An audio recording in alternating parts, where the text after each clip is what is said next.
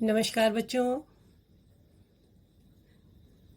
आज मैं आपके लिए एक ऐसा विषय लेकर आई हूँ जो कि आप बिल्कुल बचपन से, जब से आपने स्कूल जाना शुरू किया था, जब आप छोटी क्लास में आए थे, कक्षा 1 में, 2 में, 3 में, 4 में, 5 में, लगातार उस विषय को आप पढ़ते चले आ रहे हैं। तो आप सोचेंगे आज भी उसकी क्यों आवश्यकता हो गई। बिल्कुल, आज भी हमें उसकी आवश्यकता है। क्यों है? क्योंकि जैसे आप जब कक्षा 1 में थे, जो आपका नाम उस समय रखा गया था, वही नाम आज भी चल रहा है और वही चीज आपके साथ साथ जब तक आप बड़े होंगे तब तक आपके साथ चलेगी। वही चीज यहाँ पर है जिसके विषय में हम आज बात करने जा रहे हैं। वह विषय भी ऐसा ही है जो कि जब तक आप बड़ी क्लास में जाएंगे वह आपके साथ साथ चलता रहेगा, और वो है संज्ञा। संज्ञा शब्द जो होता है, दो शब्दों के योग से बनता है, सम प्लस ज्ञा। सम मतलब भली प्रकार और ज्ञा मतलब ज्ञान कराने वाला, अर्थात भली प्रकार ज्ञान कराने वाला। संज्ञा का शाब्दिक अर्थ है नाम। अभी जैसे मैंने आपको बताया, तो इसका शाब्दिक अर्थ है नाम। जब किसी वस्तु की, किसी व्यक्ति की, किसी स्थान की हम नाम की बात करते हैं तो हम कहते हैं ये इसकी संज्ञा है, मतलब एक पहचान है। उसके नाम जो होता है किसी व्यक्ति का पहचान होता है। तो क्या हमारे पास निकल के आता है सार? किसी व्यक्ति, स्थान, प्राणी, वस्तु और भाव आदि के नाम को हम संज्ञा कहते हैं। व्यक्ति जैसे लड़का, कोई स्त्री है, लड़की है, कृष्ण है, आदमी है, कोई भी है। स्थान, गांव है, दिल्ली है, कोटा है, नगर है, गौशाला है, पार्क है, स्कूल है, कोई भी जगह है। वस्तु में हम ले लेते हैं पुस्तक, कलम, घड़ी, कागज, दूध, कुछ भी। भाव, हंसना, बुढ़ापा, बचपन, हंसी, यौवन, जवानी, ये सब जो है ये भाववाचक है। तो ये सारी चीजें होती हैं, ये क्या कहलाती हैं? संज्ञा कहलाती हैं। बच्चों, संज्ञा के मुख्य तो 3 भेद माने जाते हैं, लेकिन यहां पर हम 2 पार्ट्स में संज्ञा को पढ़ेंगे। तो पहले पार्ट में संज्ञा के मुख्य 3 भेद हैं। ध्यान रखिएगा, मुख्य 3 भेद हैं: जातिवाचक संज्ञा, व्यक्तिवाचक संज्ञा और भाववाचक संज्ञा। जातिवाचक संज्ञा क्या होता है? जहां पर हम जाति से पता चल रहा है हम कि एक पूरे जाति के बारे में बात कर रहे हैं, मतलब हम किसी व्यक्ति विशेष की बात नहीं कर रहे। जिस संज्ञा शब्द से एक ही प्रकार के, एक ही तरीके के जाति के व्यक्तियों का, वस्तुओं का कॉपियां, जैसे एक ही तरह की कॉपियां हैं, हमने ये नहीं कहा है ये कौन सी कॉपी है। पुस्तकें, सारी पुस्तकों की बात कर रहे हैं। पेड़, कोई सा भी हो। तो जहां पर हम ऐसे बात करते हैं कि एक ही प्रकार की जाति के व्यक्तियों की, वस्तुओं की या स्थान का बोध कराने वाले शब्दों की बात करते हैं, वहां पर जातिवाचक संज्ञा होती है। जैसे विद्यालय, कोई सा भी हो सकता है, बहुत सारे हैं, 1000 हैं, 100 हैं, कोई भी है। पेड़, कोई सा भी पेड़ हो सकता है, नीम का, आम का, लीची का, अमरूद का, किसी चीज का भी। लड़की, कोई भी हो सकती है। पुस्तक, कोई सी भी हो सकती है। तो जहां पर हम संपूर्ण जाति की बात करते हैं किसी की, वहां पर जातिवाचक संज्ञा होती है।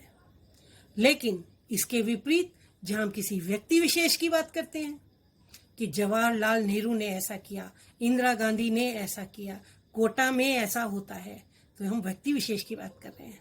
तुलसीदास ने रामचरितमानस लिखी, सूरदास ने कृष्ण की भक्ति की, मीराबाई कृष्ण की विशेष प्रेमी थी।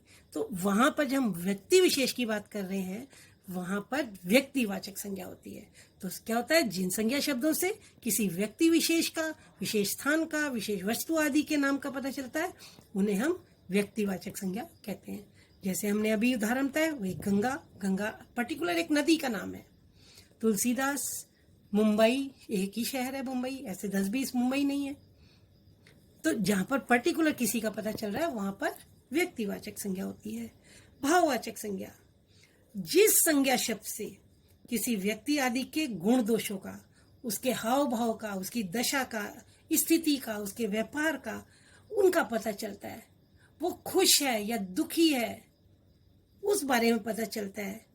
जिस चीज को कि वो सिर्फ सामने वाले को महसूस करा सकता है, वो उस चीज को हाथ में लेकर या किसी चीज में लेकर नहीं घूम सकता।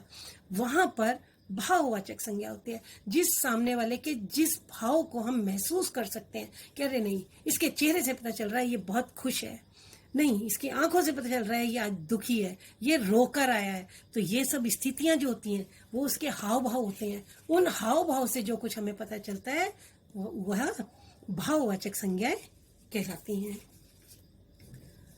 तो अभी हमने भाववाचक संज्ञा के बारे में बात करी। तो भाववाचक संज्ञा प्रयोग जो होता है वो बहुवचन में कम होता है। ज्यादातर हम उसका प्रयोग एक वचन में ही करते हैं। संज्ञा के निम्न के दो भेद और भी होते हैं। जैसा कि मैंने आपको बताया, अभी एक जातिवाचक संज्ञा बताई थी, भाववाचक बताई थी और उसके साथ साथ व्यक्तिवाचक बताई थी। लेकिन उसके अतिरिक्त दो और हैं, धातु या द्रव्यवाचक और समुदाय या समूहवाचक। धातुवाचक जैसे लोहा है, तांबा है, लकड़ी है, चांदी है, तो ये सब कहाँ जाएंगे? ये सब धातुवाचक में जाते हैं। या घी, दूध, चाय, ये सब हमारे द्रव्यवाचक में आ जाते हैं। तो जो शब्द संज्ञा शब्द किसी धातु, द्रव्य या पदार्थ का बोध कराते हैं उन्हें हम धातुवाचक या द्रव्यवाचक संज्ञा कहते हैं। जैसे चांदी, तांबा, लोहा, लकड़ी, घी, दूध, तेल, इन सब से हमको किसी न किसी धातु या द्रव्य पदार्थ की जानकारी मिल रही है। इसी के साथ साथ है समुदाय। एक समूह अगर हो, आप कहीं भेड़ों का झुंड जा रहा है, अब उसको क्या कहेंगे? तो वो समूहवाचक होगा। तो जो संज्ञा शब्द किसी समूह या समुदाय का बोध कराते हैं, किसी एक समाज का बोध कराते हैं, उन्हें हम समुदायवाचक संज्ञा कहते हैं। यह संज्ञा पद ऐसे दल या समूह का बोध कराता है जिसके सदस्य जो होते हैं वो बहुत से व्यक्तियों का रूप हो या उसमें बहुत सी वस्तुएं शामिल हो। बहुत सी पुस्तकें हैं, पुस्तकालय में बहुत सारी पुस्तकें हैं, एक पुस्तक नहीं है, पूरा समूह है पुस्तकों का। समाज, पूरे लोगों का जमावड़ा है वहां पर ना। कहीं कोई सभा हो रही है, कितने सारे व्यक्ति हैं वहां पर, कोई एक संगठन का कुछ हो रहा है। भीड़, कक्षा में कितने सारे विद्यार्थी होते हैं, पूरा समूह है विद्यार्थियों का। अंगूर का गुच्छा, एक अंगूर नहीं है, बहुत सारा गुच्छा है। ये सारे शब्द जो है ये सब समुदाय या समूहवाचक के अंतर्गत आते हैं।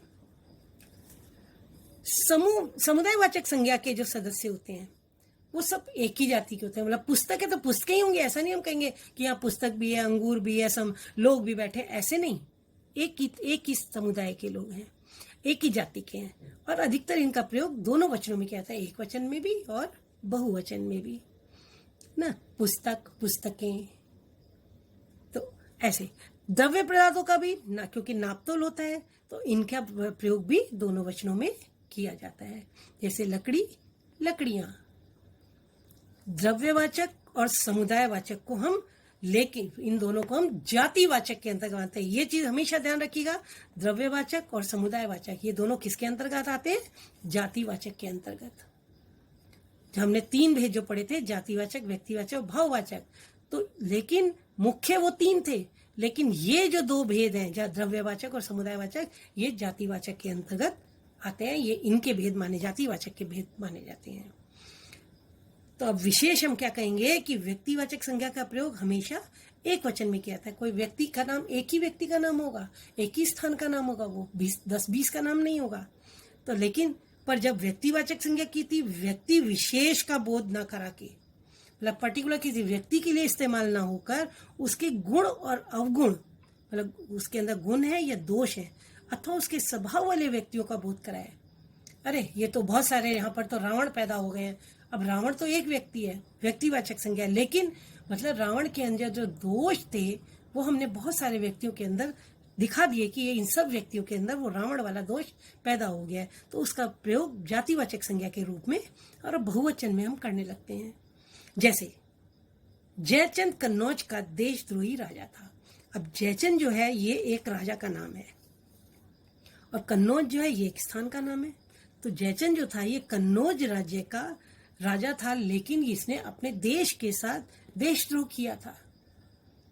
तो जयचंद यहाँ पर व्यक्तिवाचक है और एक वचन है, क्योंकि एक ही व्यक्ति की बात करी हमने। लेकिन आज हम जब कहते हैं, बात करते हैं जो देश के साथ गद्दारी करते हैं, तो हम कहते हैं जयचंदों से देश को खतरा है। मतलब ऐसे लोग जो हमारे, जिनसे हमारे देश को खतरा है, वो सब हमारे देश के लिए जयचंद के रूप में है। तो यहाँ पर जयचंदों का जो नाम है ये जातिवाचक की तरह इस्तेमाल हुआ है, और देश को खतरा ही, मतलब ये बहुवचन में जयचंदों को हमने बहुवचन में प्रयोग किया, यहाँ पर जयचंद को हमने एक वचन में प्रयोग किया था। जब कोई जातिवाचक संज्ञा, ये चीज आपको समझ में बहुत अच्छे से आनी चाहिए कि जयचंद का प्रयोग हमने कैसे किया है, एक वचन और बहुवचन में। जब कोई जातिवाचक संज्ञा किसी व्यक्ति विशेष के लिए प्रयोग की जाती है तो वह व्यक्तिवाचक संज्ञा कहलाती है। जैसे कि यहां पर आ गया नेताजी सच्चे देशभक्त थे, व्यक्तिवाचक संज्ञा है ना, क्योंकि हम नेताजी सुभाष चंद्र बोस के लिए प्रयोग कर रहे हैं। नेताजी लोगों का नेतृत्व करते हैं, मतलब नेता लोग, जो लीडर लोग होते हैं, देश के नेता लोग होते हैं, ये क्या करते हैं, लोगों का नेतृत्व करते हैं, उनको राह दिखाते हैं कि आपके अंदर लीडरशिप पावर कैसे बढ़नी है, आपको कैसे आपको आगे बढ़ना है, किस राह पर जाइएगा तो कैसे बढ़ेंगे आप, कैसे आप जिस भी पार्टी को बिलोंग कर रहे हैं या किस देश को बिलोंग कर रहे हैं उसको आप अग्रसर कैसे कर सकते हैं। तो उनके लिए बात करते हैं। यहाँ पर ये नेताजी जो है शब्द, ये बहुवचन वो है, जातिवाचक में है, लेकिन ये नेताजी जो है सच्चे देशभक्त है, जो नेताजी सुभाष चंद्र बोस है, उनके बारे में कहते हैं वो अपने देश के लिए सच्चे देशभक्त है, वो व्यक्तिवाचक संज्ञा के रूप में उनको हमने प्रयोग किया गया है। जी बेटा, मैंने आपसे बात करी कि अभी नेताजी के बारे में, तो भाववाचक संज्ञा जो होती है उसका प्राय एक वचन में ही हम प्रयोग करते हैं। ज़्यादातर ऐसा ही होता है कि एक वचन में उसका प्रयोग होता है, जैसे अच्छाई है, प्रार्थना है, हंसी है।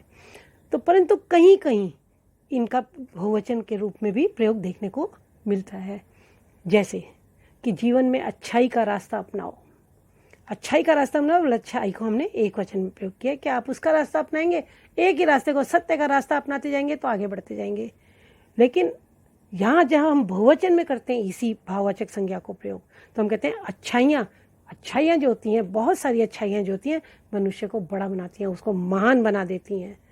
जब उसके अंदर बहुत सारे गुण पैदा हो जाते हैं तो वो गुणों की खान बन जाता है। तो इस ढंग से एक ही शब्द जो अच्छाई शब्द है, हमने उसको अच्छाई में एक वचन में लिया है और अच्छाइयाँ बनाकर उसको हमने बहुवचन में प्रयोग किया है। तो मैं समझती हूँ बच्चों कि आपको बहुत अच्छे से समझ में आ गया होगा कि कैसे संज्ञा के 3 भेद होते हैं। 3 भेदों में जातिवाचक संज्ञा के फिर 2 भेद होते हैं, कैसे उनका प्रयोग एक वचन और बहुवचन में देखने को मिलता है। ये चीज़ आप बचपन से पढ़ते हुए भी आ रहे हैं और अभी आपको समझ में आ गया होगा। तो यहाँ मैं अब बताती हूँ आपको भाववाचक संज्ञा है, जिनकी रचना जातिवाचक संज्ञा, सर्वनाम, विशेषण, क्रिया आदि शब्दों के आधार पर होती है, उनमें कैसे होता है। कुछ शब्द मैंने यहाँ पर लिए हैं, जैसे मनुष्य, मनुष्यता, मनुष्य शब्द है, मनुष्य शब्द का भाववाचक संज्ञा क्या हो जाएगी, मनुष्यता। बच्चा, बचपन, बूढ़ा, बुढ़ापा, जवान, जवानी, मित्र, मित्रता, हिंदू, हिंदुत्व, चोर, चोरी, अपना, अपनापन, भला, भलाई, अच्छा, अच्छाई, बुरा, बुराई, चिल्लाना, चिल्लाहट, थकना, थकावट। ऐसी ये बहुत बड़ी लिस्ट है।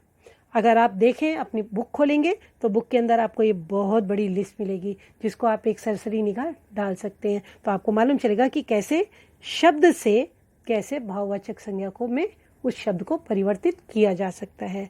तो अब मुझे पूरी आशा है कि आपको बहुत अच्छे से संज्ञा समझ में आ गया होगा, है ना। और ऐसी ही आशा मैं आपके आगे करती रहूँगी। जल्दी मिलते हैं, ध्यान रखिएगा, घर पे रहिएगा। धन्यवाद।